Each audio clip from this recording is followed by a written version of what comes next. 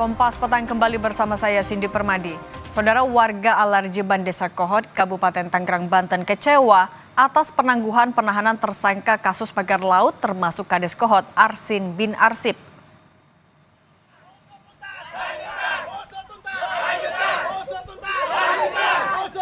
Warga kampung Alarjiban yang tergabung dalam Laskar Jiban meluapkan kekecewaannya dengan menggelar aksi di tepi laut Desa Kohot, Kecamatan Paku Haji, Kabupaten Tangerang, Banten. Warga meluapkan kekecewaannya pada Bareskrim Polri terkait penahanan Kepala Desa Kohot Arsin bin Arsip yang ditangguhkan bersama 3 tersangka lainnya. Warga juga mengaku kecewa karena Bareskrim Polri tidak mengikuti petunjuk jaksa penuntut umum. Warga Alarjiban juga meminta agar kasus pagar laut tak hanya menjerat 4 orang termasuk Arsin bin Arsip. Adalah warga Desa Kohot yang terdampak langsung adanya pagar laut menyatakan 1. Kami sangat kecewa Bareskrim Mabes Polri mengabulkan permohonan penangguhan penahanan yang dilakukan oleh Arsin CS. 2. Kami kecewa Bareskrim tidak mengikuti petunjuk jaksa selaku penuntut umum.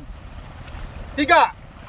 Kami menolak kasus pagar laut berhenti dan hanya menjerat pada 4 orang tersangka. 4. Kami meminta Bareskrim dan Kejaksaan Agung sinergi kembali dan menangkap pelaku pemagaran laut lainnya serta melanjutkan perkara ini hingga persidangan dan hakim memvonis berat para terdakwa. Kita bahas penangguhan penahanan tersangka kasus pagar laut di Kabupaten Tangerang, Banten bersama Komisioner Kompolnas Muhammad Khairul Anam dan mantan Kabareskrim Polri, Pak Susno Duaji. Selamat petang Pak Anam, Pak Susno. Selamat petang semuanya. Pak Susno, kalau habisnya masa tahanan yang berujung pada penangguhan itu adalah hal yang memang sudah diatur. Tapi kalau penangguhan karena masih ada perbedaan pemahaman antara jaksa dan juga dengan polisi sampai masa tahanan habis, itu adalah sesuatu yang bisa diterima? Ini yang agak aneh ya, yang menimbulkan pertanyaan, yang menimbulkan kekecewaan ya.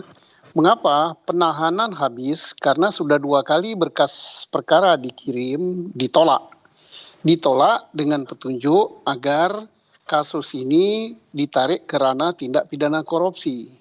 Nah, sedangkan Polri mengajukan pasal ini adalah tindak pidana pemalsuan 263. Sebenarnya ya, dari kacamata awam, tanpa melihat, tanpa membaca berkas, tapi dengan mengamati apa yang tertayang di media, bahwa jelas kasus ini tindak pidana korupsi. Mengapa demikian?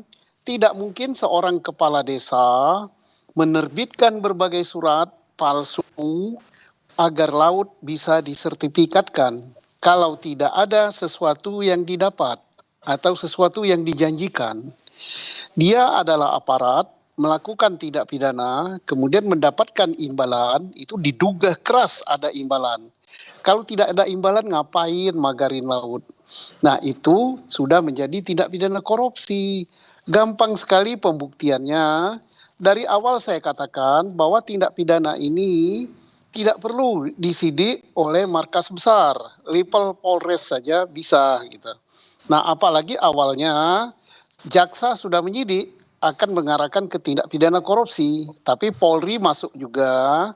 Tapi masuknya dengan tindak pidana pemalsuan yang tentu nantinya mengarah kepada tindak pidana korupsi. Nah, itulah karena terjadi silang pendapat, terjadi bolak-balik berkas, maka habislah masa penahanan. Timbul praduga dari publik, apakah habisnya masa penahanan ini disengaja supaya enak membebaskan daripada tersangka.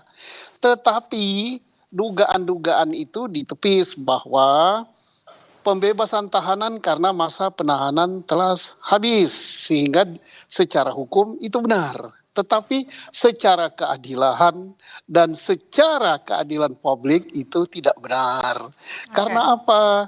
Kok 263 sampai selama ini gitu? Kok sudah diarahkan jelas korupsi, kok tidak dituruti? Padahal yang memberi petunjuk kan penuntut umum kan. Oke, kita Dan tanya dulu berkas ke Pak Anam, Pak Susno. Nah ini Pak Anam, sudah 2 kali bolak-balik berkasnya ini antara Kejagung juga dengan ke polisi. Kenapa? Memang karena ada perbedaan arti soal kerugian negara itukah yang membuat polisi tidak menggunakan pasal korupsi?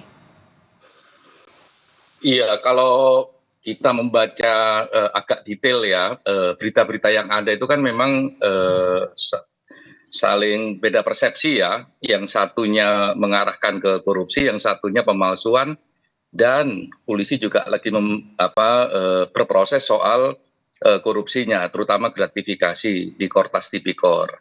Nah, apapun itu sebenarnya menurut saya sih sudahlah. Ini kan kasus publik gitu ya. Semua orang secara kasat mata juga bisa merasakan denyut keadilannya. Oleh karenanya ya sudahin ini dengan cara ya duduk bersama aja, duduk bersama antara kepolisian dan kejaksaan, plus kalau perlu ya asistensi sama KPK misalnya. Ya karena memang pemalsuan kayak begini ini ya dekat dengan isu minimal dekat dengan isu gratifikasi yang itu di bawah ranah korupsi gitu karena ini kan. Tapi kalau versi dari polisi ya ini sampai dilakukan penangguhan penahanan. Alasannya juga karena apa sih? Ya karena masa tahanannya memang habis. Kalau tetap ditahan memang persoalan. Ya, tapi status tersangkanya kan masih tetap jalan. Status penyidikannya tetap jalan. Nah, oleh karenanya penting bagi kepolisian dan kejaksaan untuk duduk bersama. Kalau perlu misalnya gelar perkara khusus misalnya begitu ya, libatin Kompolnas, libatin Komjak, misalnya begitu, untuk melihat sebenarnya ini apa sih ini persoalan utamanya. Jangan sampai misalnya kesannya itu ya kuat-kuatan institusi, dan itu kan nggak baik bagi penegakan hukum kita. Ya, polisi jadi nggak baik, jaksa juga dilihat nggak baik kalau terus-terusan begini. Nah, kalau misalnya kalau ini berdasarkan penjelasan ya, detailnya kami belum tahu.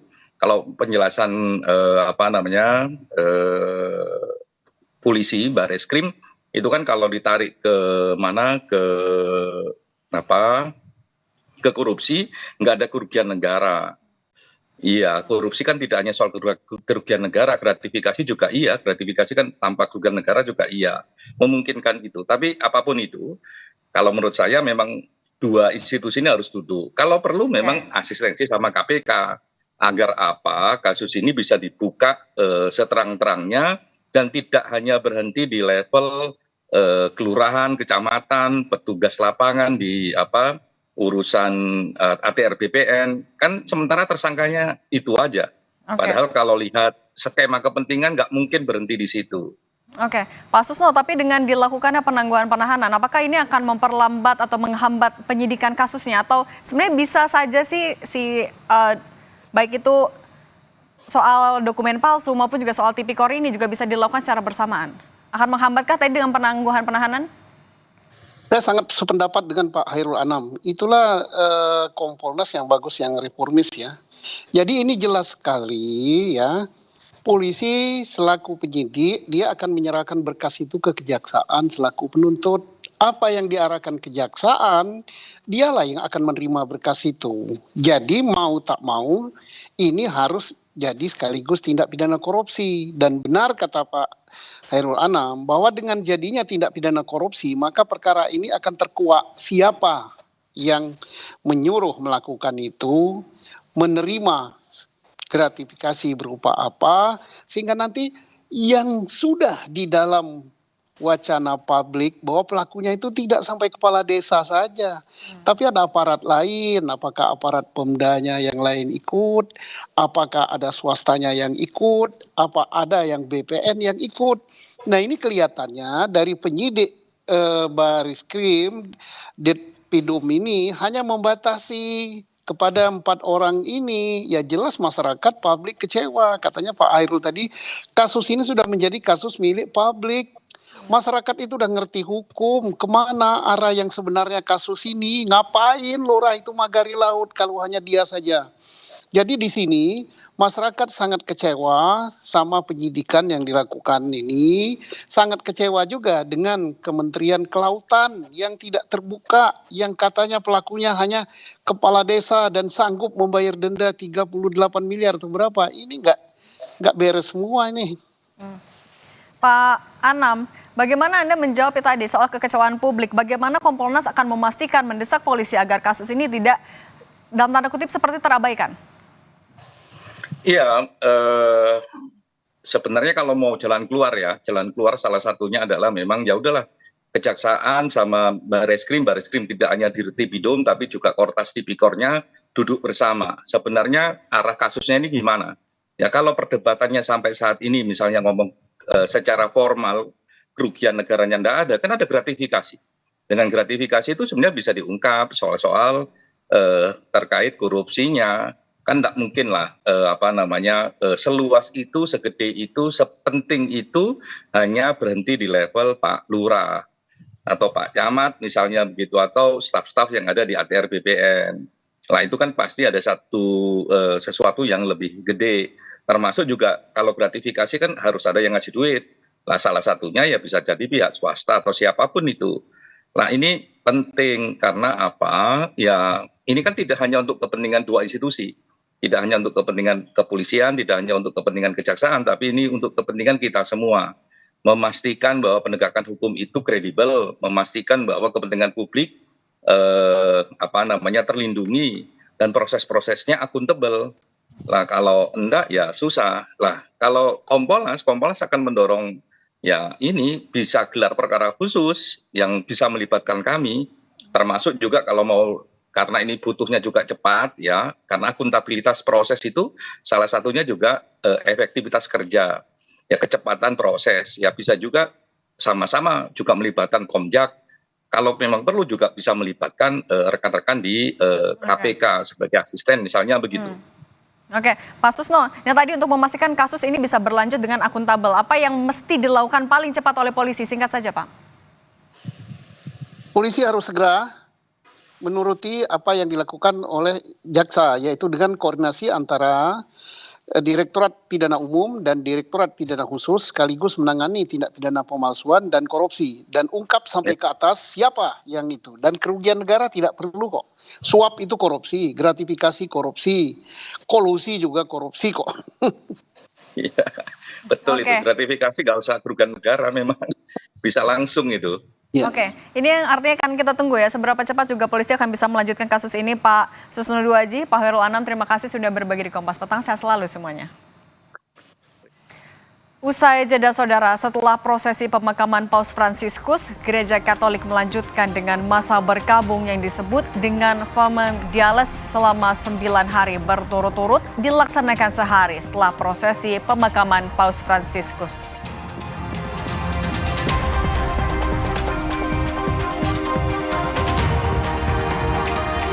Rombongan Kepala Perwakilan Komnas HAM wilayah Papua, Fritz Ramande, ditembaki kelompok kriminal bersenjata saat pencarian Ibtu Tommy Marbun di Sungai Rawara, Distrik Moskona, Teluk Bintuni, Papua Barat.